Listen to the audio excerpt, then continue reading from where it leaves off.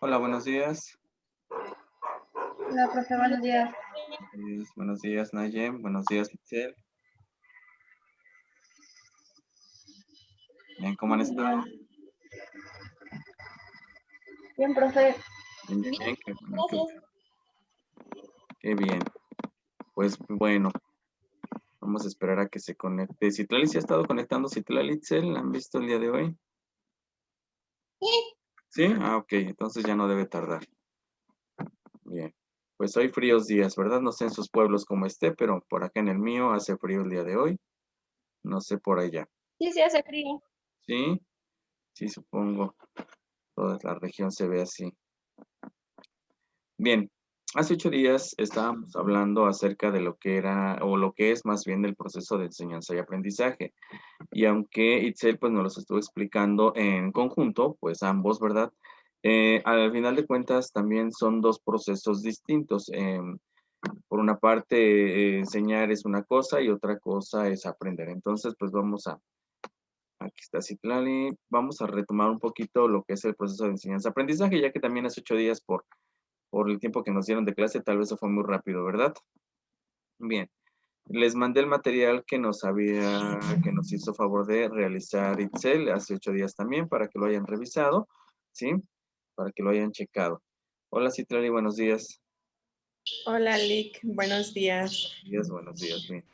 Entonces, tenemos que entender que el proceso de enseñanza y aprendizaje es, como dice aquí, un conjunto de pasos sistematizadamente ordenados. Y sistematizadamente ordenados quiere decir que es un sistema de pasos. O sea, tenemos que seguir un orden, tenemos que seguir todos esos pasitos para nosotros poder hacer que se logre tanto la enseñanza como el aprendizaje, ¿sí? Y obviamente esto va con algunas metas y objetivos, sobre todo son educativos, pues que pretendemos realizar o pretendemos llegar. Por una parte, la enseñanza, pues obviamente es el proceso donde se comunican o transmiten conocimientos. Hoy en día estos conocimientos son los contenidos que se hacen llegar, todo lo que viene en los planes y programas, por ahí ya les he estado hablando acerca de esto. Entonces, es lo que se hace llegar. Y estos contenidos pues se vuelven especiales o generales. Especiales cuando estamos hablando de una materia en específico o generales cuando son conocimientos del dominio común. Por ejemplo, si habláramos de historia general, pues no tiene ninguna, es un conocimiento común, algo general para todos. Pero si habláramos de historia del arte, entonces ya es un conocimiento especial porque nos estamos enfocando a una determinada área de la historia, ¿sí? Como por ejemplo la física, la química y todos, pues todas son especiales, ¿sí? Ok, entonces recuerden, estábamos hablando pues que el fin de la enseñanza pues es sí transmitir conocimientos, pero hoy en día también hacer que se desarrolle integralmente al alumno, es decir, desarrollar todas sus habilidades, todas sus capacidades, todas sus destrezas para que él pueda ser un ser mejor. Em, La enseñanza o enseñar, ahorita lo vamos a retomar un poquito más adelante con el tema de esta semana, pero en cuanto a enseñar, pues bueno, sí se limita a transmitir estos conocimientos, pero para hacerlos llegar, pues necesitamos de una serie de recursos, de medios para poder hacer que se transmitan los conocimientos, ¿sí? Recursos, estamos hablando que necesitamos de libros de texto, de ciertos materiales, de elaborar ciertos materiales para que esto se pueda hacer llegar. De lo contrario, a lo mejor no hacemos que llegue de la manera más eficaz y hacer que los conocimientos que pretendemos que un alumno aprenda, pues realmente los adquiera. Por eso necesitamos de algunos medios para que estos se puedan hacer llegar ahora. No solamente son los recursos, hablábamos hace 8 días con Itzel, que aparte de tener los recursos, pues también se necesitan de ser ciertos conocimientos para yo poder enseñar, porque no nada más es enseñar por enseñar y pararse frente a un grupo y ya podemos enseñar, no todos tenemos las habilidades, no todos desarrollamos las destrezas para poder enseñar. Entonces, también hay que tener ciertos conocimientos para poder enseñar. Muchos piensan, y seguramente les ha tocado, cuando a veces les preguntan, ¿y qué están estudiando? No, pues licenciatura en educación. Y le dicen, vas a ser maestra, qué fácil, tu trabajo va a ser bien fácil, vas a estar sentada y nada más. Realmente no es nada fácil. Ser docente es muy complicado. Para mucha gente que piensa que ser maestro es de lo más sencillo, pues no. Es mucho trabajo. Entonces es estudiar, es innovar, es crear, es imaginar, es desarrollar, es un montón de cosas. Y entonces la enseñanza o enseñar, pues es complicado, ¿sí? Y para poder enseñar, pues necesitamos de una serie de métodos, de hábitos, de habilidades y aptitudes para que, más bien, nosotros desarrollamos una serie de técnicas y métodos, es decir, necesitamos técnicas y métodos para poder enseñar y para lograr que nuestros alumnos, como ya les comentaba anteriormente, desarrollen pues hábitos, habilidades, destrezas, aptitudes, sobre todo volverlos competentes y hacer que la educación que están llevando pues sea integral, porque a eso nos referimos con enseñar, para desarrollar esto. Ahora, por otra parte, el aprendizaje, ¿sí?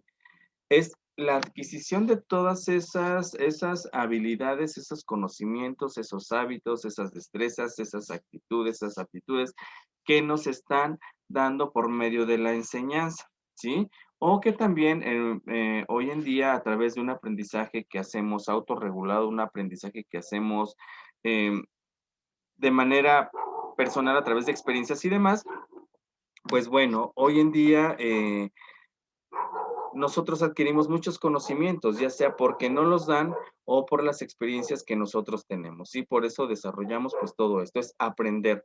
Aprender es retener esa información y que realmente eso que estamos reteniendo nos sea útil para ponerla en práctica posteriormente. Ajá, que realmente nos sirva lo que nos están dando, que no nada más sea un conjunto de conocimientos y conocimientos y conocimientos y no sepamos ni para qué nos va a servir. Yo creo que a muchos de ustedes les pasó con la química, la física, cuando les dieron en prepa y demás, que decían, ¿y yo para qué quería ver vectores? O yo para qué quiero saber de fórmulas y estas si ni las voy a usar. Hay muchos conocimientos que no nos son útiles, que no nos ayudan a desarrollar nada en nosotros, o sea, que difícilmente los ponemos en práctica. Entonces, el aprendizaje, cuando realmente se aprende, cuando los alumnos aprenden algo es porque lo van a seguir poniendo en marcha. Es como las matemáticas, ¿no? Las matemáticas, bueno, me enseñaron a sumar, restar, multiplicar, dividir, a lo mejor no me gustan, pero es algo que pongo en práctica cotidianamente y que me sirven para algo. No sé si Tlali que trabaja, pues seguramente las matemáticas, Nayeli, las matemáticas pues las tienen a la orden del día, ¿verdad? Tienen que estar haciendo cuentas, tienen que estar ahí utilizando estos conocimientos, ¿sí? Entonces, pues vean. Entonces aquí, pues algo que tenemos que tener en claro, chicas, siempre es que lo que nosotros aprendemos nos ayuda a modificar nuestras conductas, porque nos ayuda a tener otro panorama, otra visión respecto a un fenómeno, a un hecho, a un acto social, a lo que sea. Siempre, por eso, el aprendizaje modifica nuestras conductas. ¿De qué manera? No sé, un ejemplo sencillo, pues a lo mejor, este, cuando llegan los niños a la escuela, ¿no? Cuando recién llegan a la escuela, cuando tal vez saludar, decir gracias, con permiso, por favor, buenos días, buenas tardes, no es parte de sus hábitos. Si en la escuela les empezamos a manejar estos hábitos para que ellos se empiecen a desarrollar, cambia su comportamiento, porque a lo mejor de ser el niño que entraba sin saludar, sin decir hola ni nada, pues después ya lo hace. Y lo hace no solamente en la escuela, a lo mejor cuando sube a la combi, cuando va en la calle, y entonces vemos modificadas las conductas de las personas a través de lo que aprendemos. Seguramente también en ustedes puede pasar, a lo mejor ahora que están estudiando, que ahora comprenden más lo que es pues la educación, a lo mejor hasta ustedes ya se comportan de distinta manera, ¿no? A lo mejor ya no son igual que antes, ¿sí? Entonces, todo conocimiento provoca un cambio de conducta en nosotros, todo, todo, todo, ¿eh? Para eso nos sirven, para aprender, para eso nos sirve. Entonces aquí, pues todo este sistema de pasos que vamos a estar viendo, pues poco a poco han existido a través, y lo veíamos en teorías de la educación con todos los autores, que a través de la evolución del individuo, pues han surgido diferentes corrientes, diferentes puntos de vista acerca de cómo se debe enseñar y cómo se debe aprender. Entonces, pues a través del temario, como ustedes pudieron ver, vamos a nosotros estar viendo estas corrientes teóricas, prácticas que nos indican cómo se debería enseñar y cómo se debería de aprender. Cada una vista desde diferentes autores, de los cuales pues ya hemos visto, ¿sí? Entonces todo, al final de cuentas, todos estos conocimientos que se tienen acerca del proceso de enseñanza-aprendizaje, pues son para desarrollar y perfeccionar lo que ya estábamos comentando, hábitos, actitudes, aptitudes, conocimientos, habilidades, destrezas, hoy en día para formar a alumnos competentes realmente, ¿sí? Competentes quiere decir que realmente pongan en práctica lo que ellos están aprendiendo. Y la educación debe desarrollar esto, porque en muchas ocasiones o antes no se hacía. Con la escuela tradicional no se hacía. Hoy con la escuela nueva, con las nuevas corrientes pedagógicas, pues hoy se pretende que los alumnos realmente puedan lograr desarrollarse en todos los aspectos. ¿Cuáles son los elementos de este proceso de enseñanza-aprendizaje? Pues dos muy importantes. El que puede enseñar, quiere enseñar y sabe enseñar. ¿Quién es esta figura? Pues el maestro. El maestro es esta persona que enseña, que además tiene el gusto por enseñar y que además sabe enseñar. Aunque comentábamos que no siempre ocurre esto, en muchas ocasiones vamos a encontrarnos dentro de nuestra formación, desde el preescolar hasta donde vamos, nos vamos a topar tal vez con muchos docentes, con muchos maestros que no les gusta enseñar o no saben enseñar, que realmente están porque fue la única carrera que encontraron, porque ya no había otra cosa, porque se gana dinero, se ganaba, porque a lo mejor ya no se gana tanto como antes, o sea, ya por otras cuestiones, pero no por el gusto a la enseñanza. Entonces, algo que debe ser muy importante para este proceso es que realmente el maestro tenga esa pasión, ese gusto por enseñar, ese gusto por ayudar a los demás, ¿sí? En este caso, pues a los alumnos. Entonces, el primer elemento, pues es el maestro. Otro elemento, el que puede aprender, quiere y sabe aprender. ¿Quién es este? Pues el alumno. El alumno es otro elemento importante del proceso.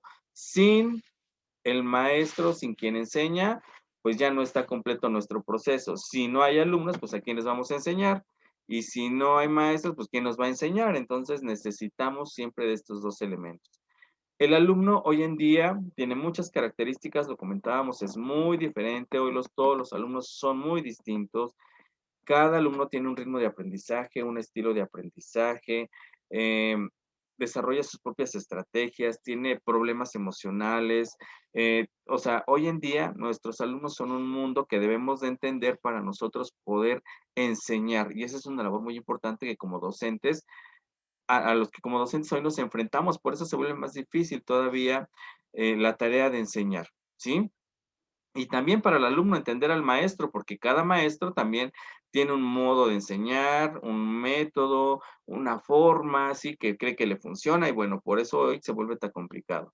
Entonces, por eso dice que debe de existir tanto disposición del docente como del alumno. ¿Cuáles más elementos tenemos? Bueno, ya tenemos al profesor, ya tenemos al alumno, pero nos faltan otros, los objetivos. Los objetivos son muy importantes porque son sobre los que trabaja el maestro para que los logre el alumno. ¿De dónde obtenemos objetivos? Bueno, estos objetivos nos salen de nuestros planes y programas de estudios, ¿sí? Estos planes y programas de estudio, pues son lo que se nos da, donde se nos indica qué tenemos que enseñar. Pero nada más vienen los contenidos, ahí estamos ligando los contenidos, es decir, lo que los temas, subtemas y demás. En muchas ocasiones no nos dice, pues vas a hacer esto, tienes que hacer lo otro, tienes que hacer aquello. Todo el diseño de técnicas de enseñanza, de estrategias, pues corresponden al docente. Él tiene que ver la manera de cómo hace llegar los contenidos al alumno. Entonces, el profesor muestra los contenidos y suscita a través de estos contenidos que se generen conocimientos, hábitos, habilidades, destrezas y demás en el alumno.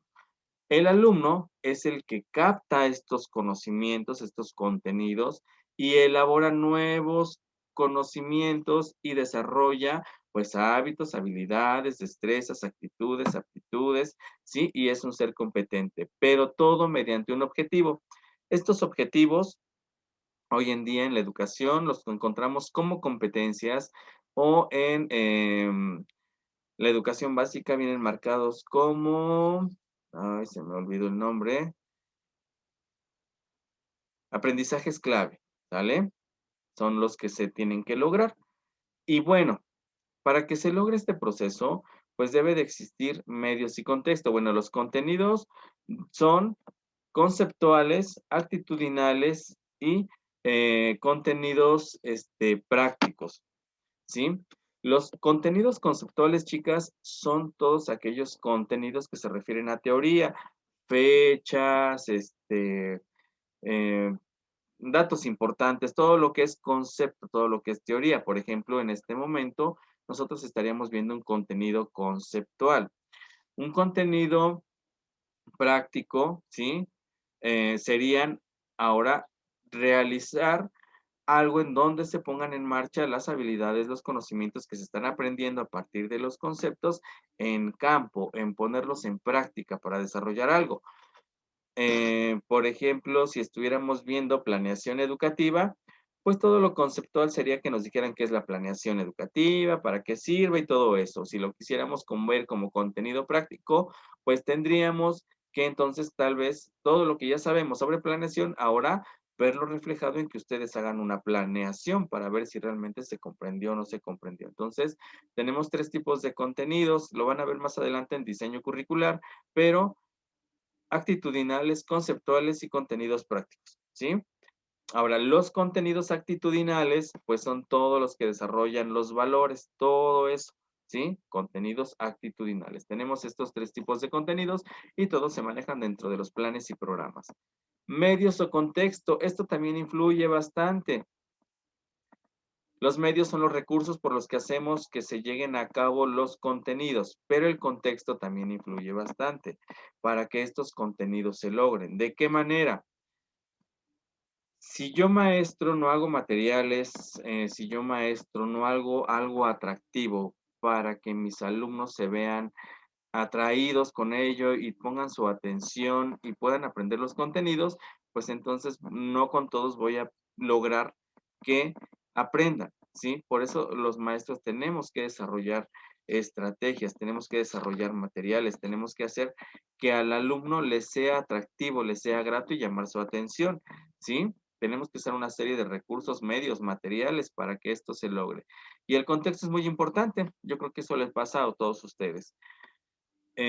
Ahorita que estamos en casa, ¿no? Por ejemplo, de pronto pasa alguien, de pronto ya me habló alguien, de pronto ya pusieron música, de pronto ya está prendida la televisión, ya estoy viendo la televisión. Entonces, por ejemplo, estos distractores dentro del contexto en el que estamos, pues harán que de pronto a lo mejor mis contenidos o mis aprendizajes no sean los adecuados como alumno, ¿sí?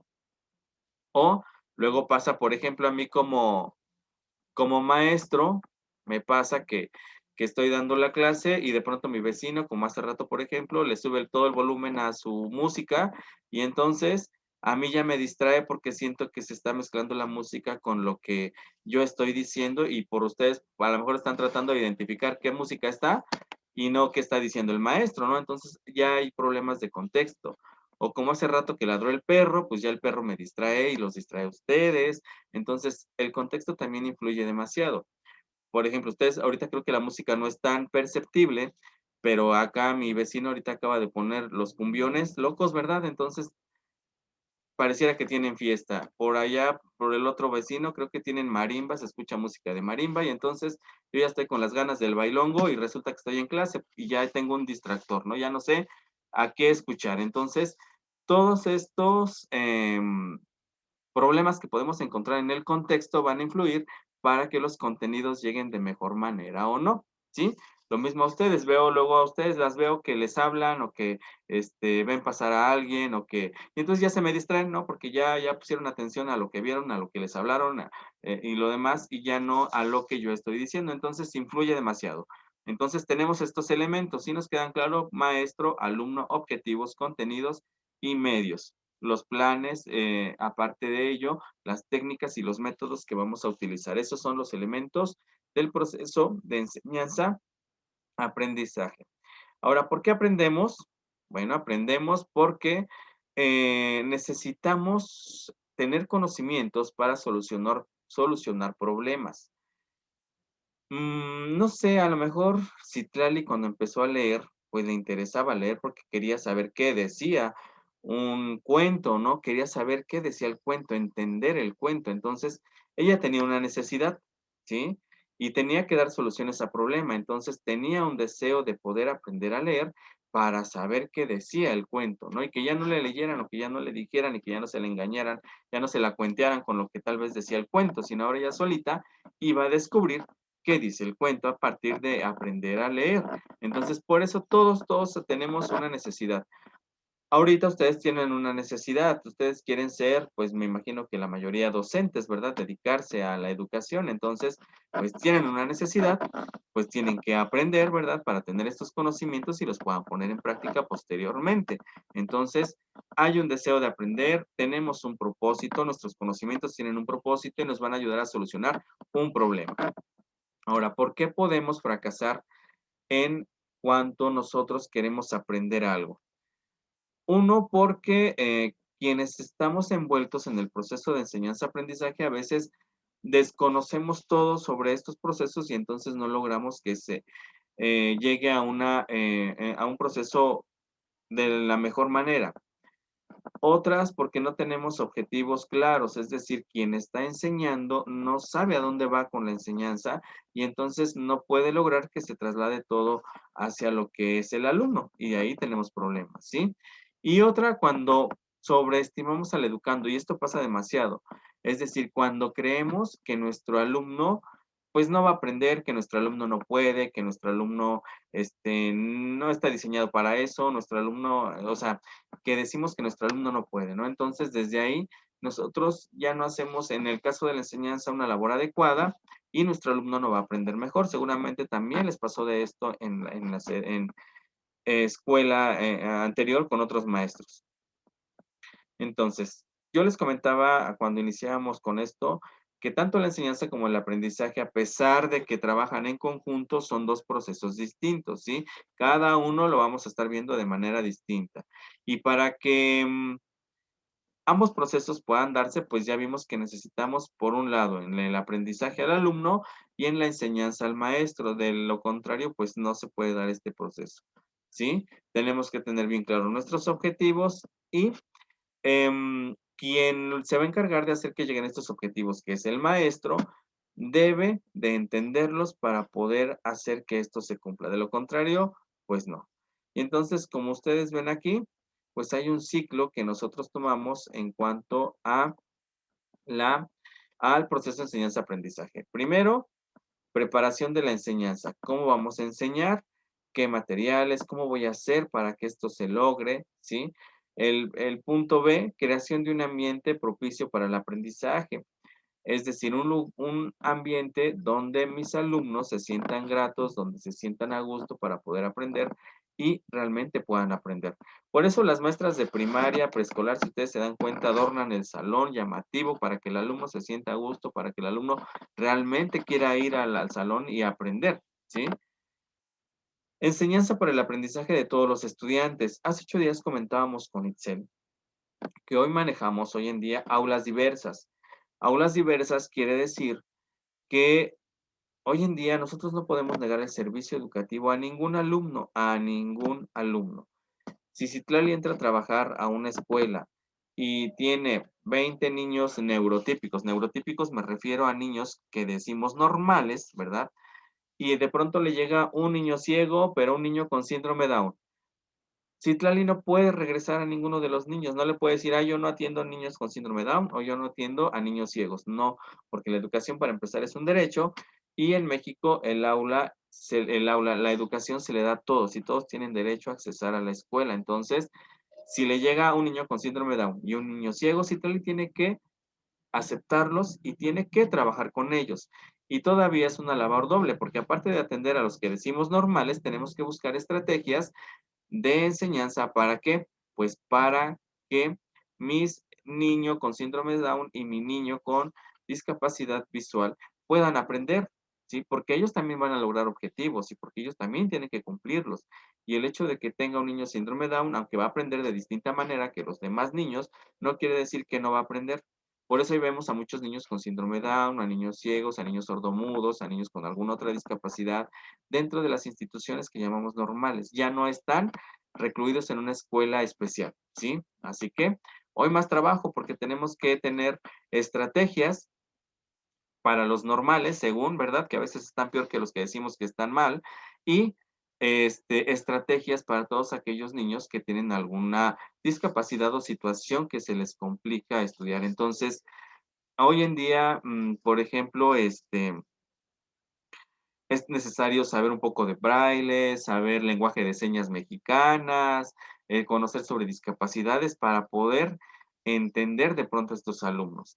Y tal vez en mi experiencia como docente no me ha tocado atender más que discapacidad auditiva, ¿no? Por ejemplo, y era muy complicado en un inicio, en mis inicios me fue muy complicado porque yo no sabía del lenguaje de señas, yo no sabía cómo enseñarle a este niño que no era totalmente sordo, escuchaba, pero habría que gritarle y no alcanzaba a escuchar las palabras como eran, ¿sí?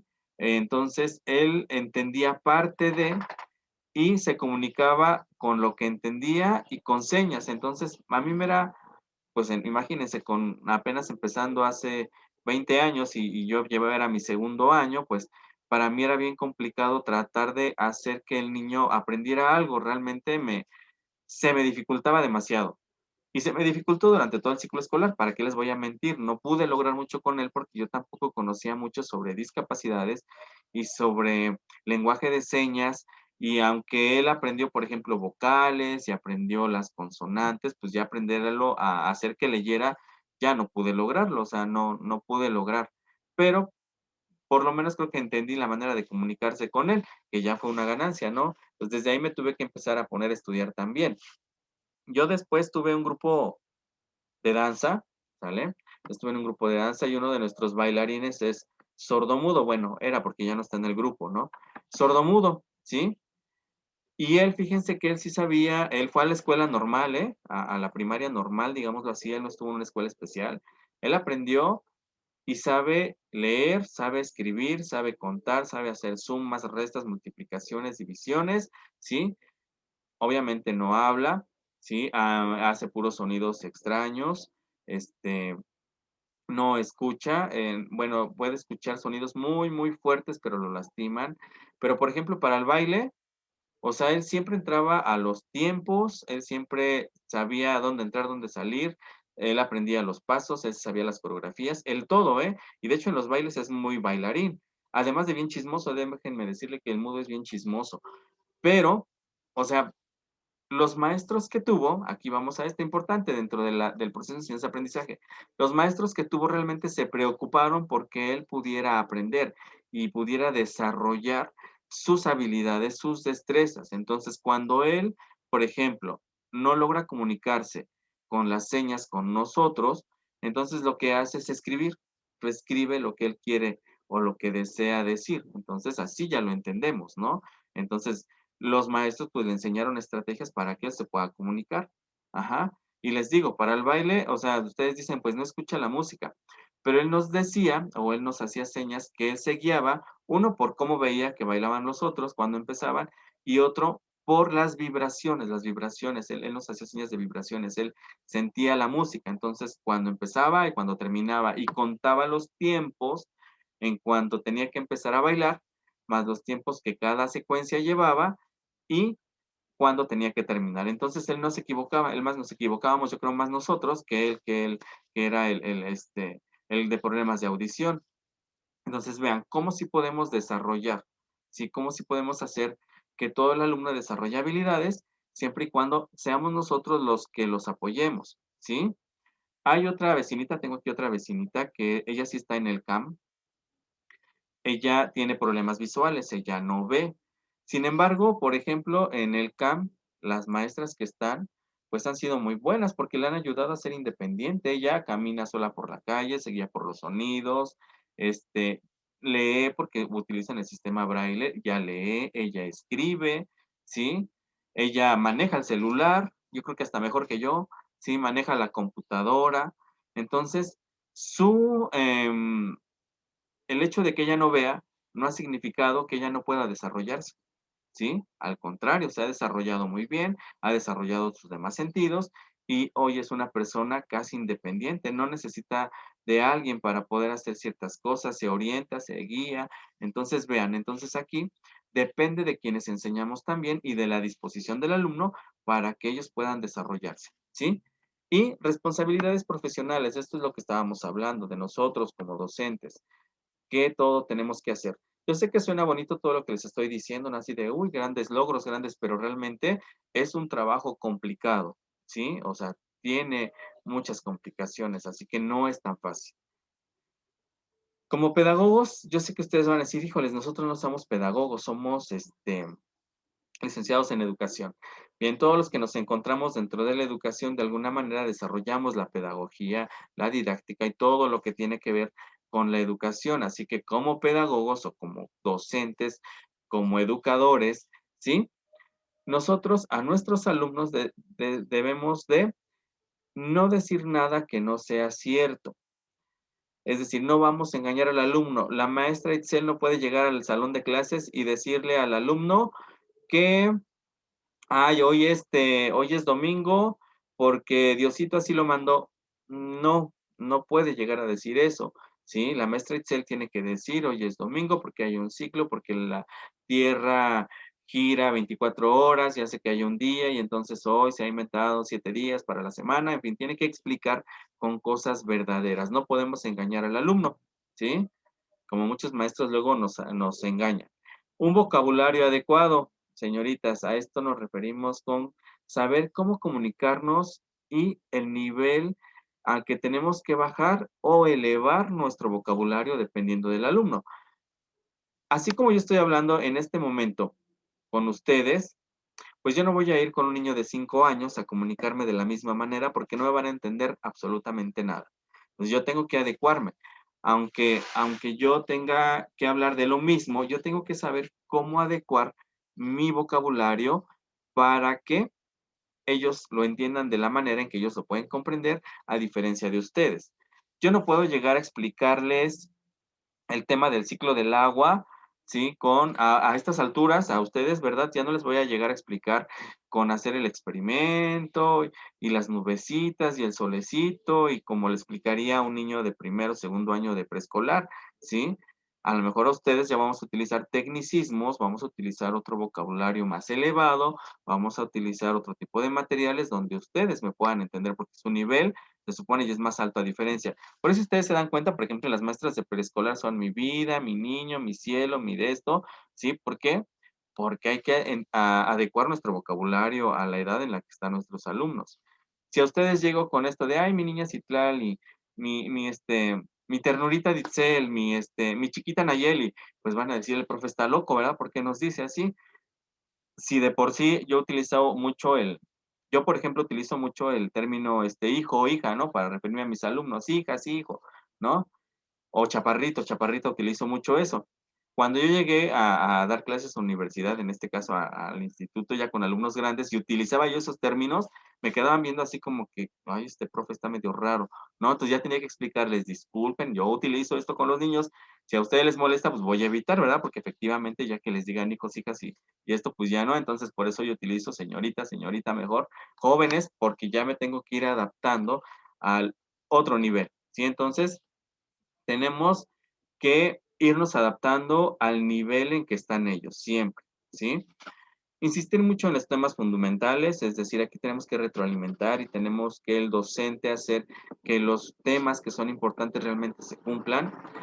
Respetar los métodos, la manera en que aprenden nuestros alumnos, ya sea inductivo, deductivo o por el método que nosotros estemos eligiendo, pero respetar y adecuarlo también a los alumnos, porque de eso se trata, ¿sí? No pasar adelante si el tema no ha sido comprendido. Muchos de nosotros maestros lo hacemos así, que a veces nuestros alumnos, tal vez ya a ustedes les pasó, híjoles, no entendimos lo que era la raíz cuadrada, pero como el maestro dijo que Juanito y Chonito sí lo entendieron, pues ya todos lo entendieron, ya no lo vemos otra vez. No, tenemos que hacer que todos nuestros alumnos cumplan con esto y que realmente se cumplan los temas, ¿sí? Siempre un lenguaje correcto. Igual, una cosa es adecuarnos al alumno y otra cosa es utilizar un lenguaje correcto. Yo no puedo llegar a ustedes a hablarles con groserías porque seguramente se quedarían así y me dirían, es profe, está loco, ¿verdad? No, tenemos que utilizar vocabulario adecuado también. Evaluar continuamente, eso se tiene que hacer. Y algo que no se debe de hacer ya actualmente, ya lo veíamos con los teóricos, nunca dejar tareas de castigo. Las tareas son para que el alumno practique, para que el alumno retroalimente o para que el alumno investigue algo previo antes de ir a la clase, ¿no? Como lo hacemos con ustedes. Pero nunca que las tareas sean como un castigo, porque entonces ya no cumplen su función, o los alumnos ya no la ven, ya no ven a esto, a la tarea como algo importante, ¿sí? Porque lo van a hacer de mala gana. Entonces las tareas nunca se vean como un castigo. No es de que hay, es que Citlali y Tel me hicieron enojar, ahora para que se les quite de castigo de tarea van a hacer una presentación en PowerPoint, aparte un periódico mural, y no, porque entonces lo van a hacer como obligación y no van a aprender lo que deberían, que si se los dejamos como para que practiquen o tengan un conocimiento previo. Entonces, las tareas no son un castigo. Retroalimentar, ser muy exigentes en la limpieza, presentación y en la buena letra. A veces a ustedes luego les indico ahí por ahí, es que sus errores de ortografía, es que esto. Pero recuerden que nosotros, si queremos estar en la docencia, vamos a ser el ejemplo.